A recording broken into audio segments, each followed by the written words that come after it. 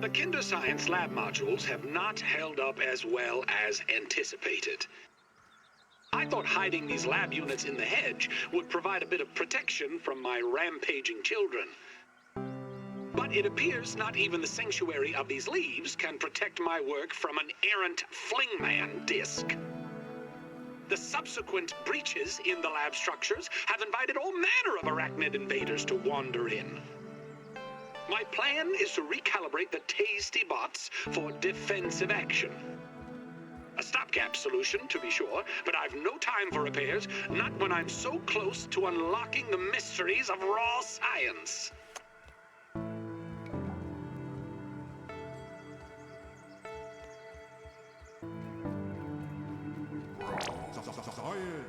This could work for my science fair project.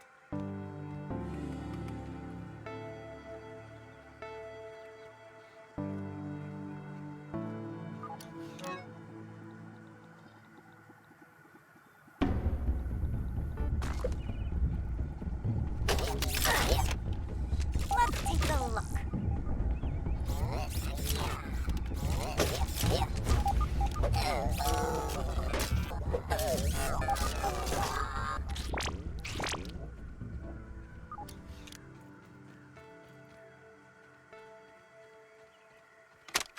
Verbal Transcription Unit 87.10.25. Order number 73. I find it a wonder that the Burgle Mark IVs never caught on. I believe them to be far superior to the Mark IIIs. Those never lived up to my expectations. How's that? They can only calculate post-cooking burger weights to the nearest tenth of a pound. And they only had enough memory for one seasoning module, salt or pepper. All solved with you Mark IVs, not to mention your most excellent mustaches. Thank you. I will never forget this moment.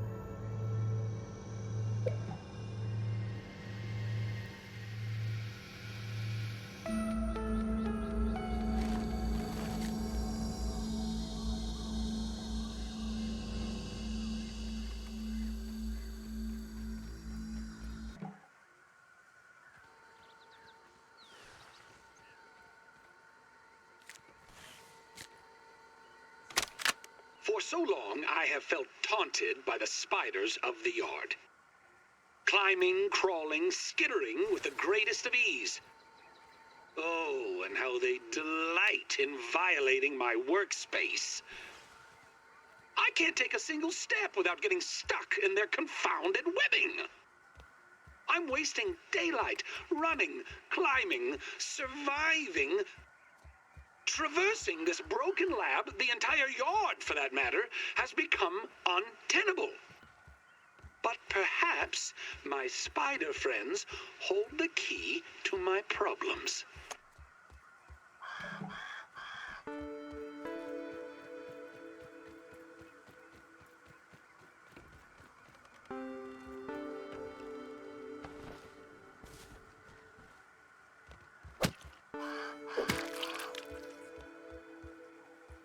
This is the best ever!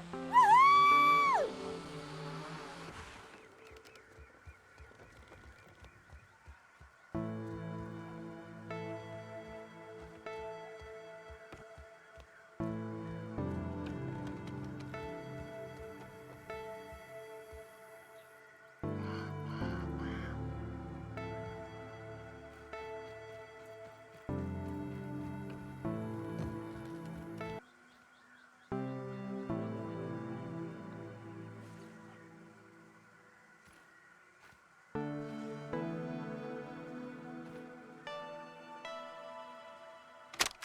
Today, Trudy asked, or rather insisted, I take a break from my work for a family day. I'll admit the argument that preceded my reluctant agreement was one for the ages. She just doesn't understand how important the work is. But in the end, all was not lost. As fate would have it, our little trip to Stormin Beach's Wave Park has given me fresh inspiration. A particular attraction sported a zip line over an undulating pool filled with sun-baked tubers, basking in the light of the cruel sun that baked them like red raisins. But I digress. It was the zip line that captured my imagination. Such an elegant solution to my problems in the hedge. When we got home, it was straight back to work. After another argument, of course.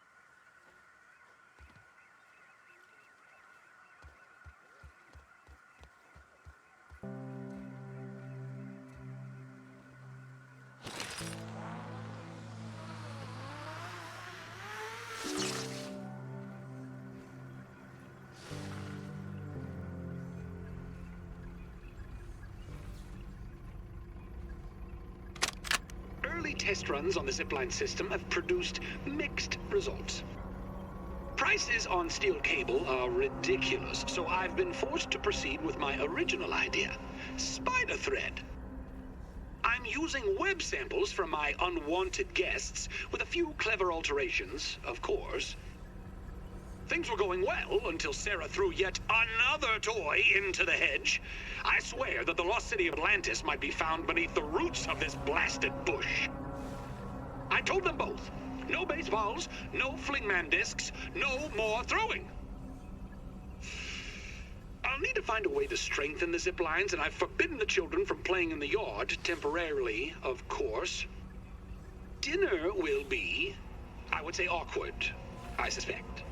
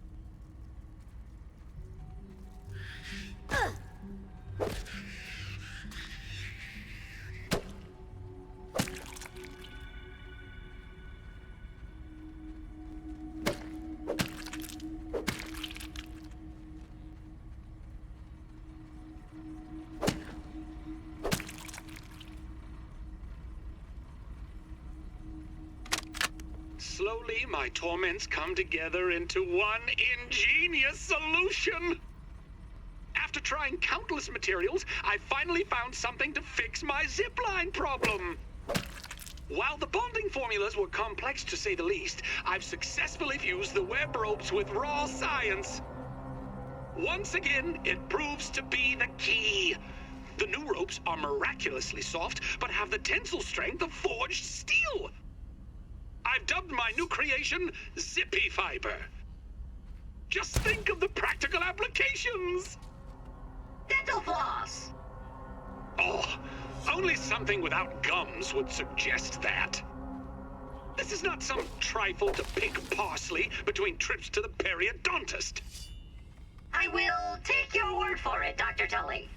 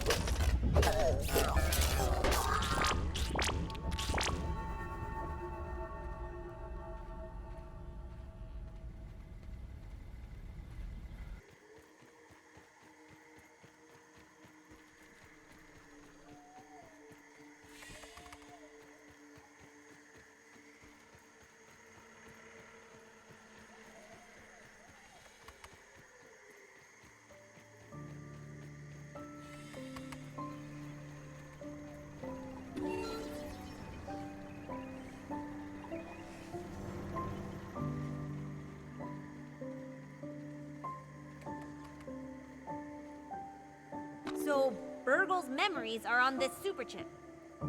Kinda makes me want to play some video games. Not that my parents would let me.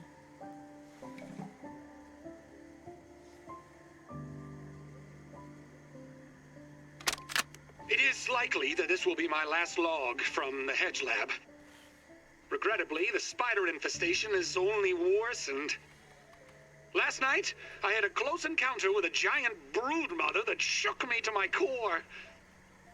Couple that with the strange radio signals I've been receiving, and I no longer think this facility is safe.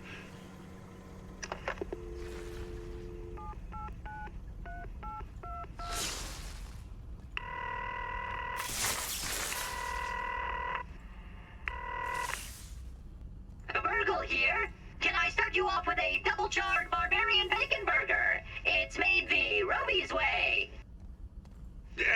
Burgle, initiate evacuation protocols for the hedge lab. Make sure any remaining biometric scanners and passcodes are encrypted in the mainframe. Is that really necessary, sir? Yes. Oh, yes. Absolutely necessary. We're being watched.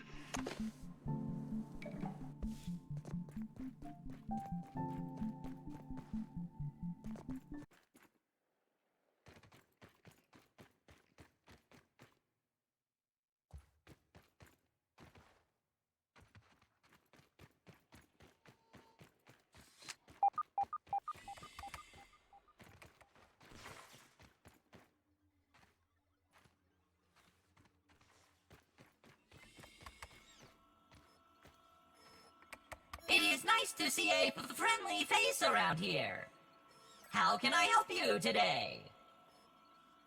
Huh, you made it back in one piece. How unexpected. You are more resourceful than I thought. Hand it over and we can see what data Dr. Tully backed up upon it.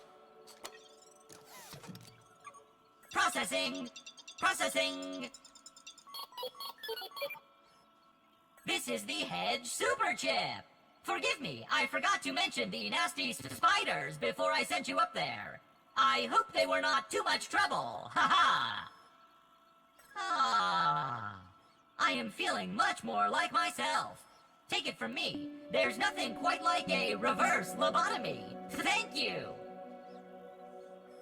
Now, what is it you were wanting to know? Oh yes, the location of the other super chips. There are 4 labs throughout the yard. each with a super chip. The Hedge Lab, the Pond Lab, the Haze Lab, and the Black Ant Lab. And you have already made it through the hedge, so now on to the others. I will mark the locations of the super chips in those labs. Please find them and return to me so we can figure out how to repair the spacer. Oh, before you leave, check out the new recipes in the ASL Terminal Science Shop. That could be helpful for some of the tougher challenges. Ask away, my friend. Which lab would you like to discuss? After the Oak Lab, the Hedge Lab was the next to be constructed. Originally, we used it to observe and survey all of the wildlife and resources of the yard from a safe vantage point. After our encounters with the arachnids of the hedge, Dr. Tully's curiosity led us to experiment on spider silk, an extremely durable and strong material. The goal of our experiments there was to find other practical uses for it. The Pond Lab is, as the name suggests, located at the bottom of the Tully's koi pond. You will need to take a swim to reach it. As to the science conducted there, Dr. Tully has long had a fascination with Brussels sprouts. He thought that an underwater lab would be the perfect environment for the cultivation of new superfoods.